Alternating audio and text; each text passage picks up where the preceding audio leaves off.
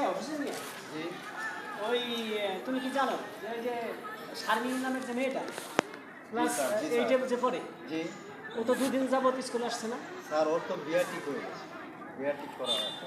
বিয়ে ঠিক হয়েছে জি তো আগে থাকতে তো বললো না, ও তো 18 বছর হয় না মেয়েটা আমরা তো তো হাতে কিছু ধরে জানি না, আমরা তো কই এখন বিয়ের সাথে বয়স হয়ে গেছে, লম্বা অবস্থা অনেক বড়, তাই বিয়ে ঠিক করে সে অভিভাবকরা তার ক্ষতি করছে।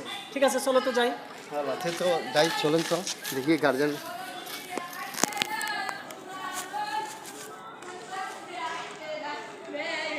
আসসালামু আলাইকুম। ওয়ালাইকুম আসসালাম স্যার।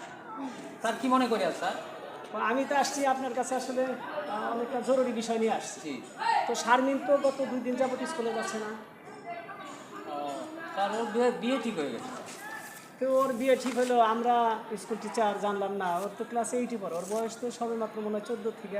স্যার দেখেন তো ছেলের পক্ষ বিদেশ থাকে, ওরা আসছে ওর সময় দিচ্ছে না যে আমরা কোনো কিছু চাই না, চুলা খরচ পর্যন্ত দিয়ে নিয়ে যাবে, ওই তারা হোরা নাইলে স্যার আপনাদেরকে দাওয়াতটা দিতাম। এখন ঘটনা হচ্ছে যে আমরা তো আসছি দাওয়াত খাওয়ার জন্য, জি আমরা আসছি আপনাদের জীবন বাঁচানোর জন্য।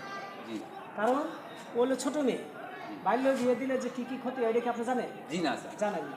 কারণ 18 বছরের নিচে যদি মেয়ের বিয়ে দেন, ওই মেয়েটা ওটা বাল্য বিয়ে, জি ও হয়তো বাচ্চা প্রসব করার সময় অতিরিক্ত রক্তক্ষরণ হতে পারে, জি সংসারের চাপ কুলাইতে পারবে না, দেখেন বিভিন্ন ঝামেলার মধ্যে পড়ে যাবে, বহু বিবাহেরও সৃষ্টি হতে পারে।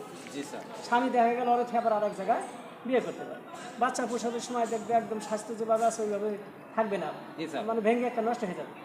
আর আরেকটা বিষয় হলো যে বাল্য বিয়ে দিলে আইনের যে দণ্ডনীয় অপরাধ আছে, এই অপরাধগুলো কি জানেন? না জানি না তো স্যার। এখানে যে ব্যক্তিটা অভিভাবক, ছেলের অভিভাবক এবং মেয়ের অভিভাবক, ছেলে এবং মেয়ে, এবং যে ব্যক্তিটা বিয়ে পড়াইলো কাজী, তারও জেল জরিমানা হতে পারে। তাই নাকি স্যার? জি, বলেন কি স্যার? এই যে তাহলে আমার কি হবে স্যার? এই যে আমরা চাচ্ছি যে মেয়েটারে লেখাপড়া করানো, তো মেধাবী ছাড়া জি স্যার।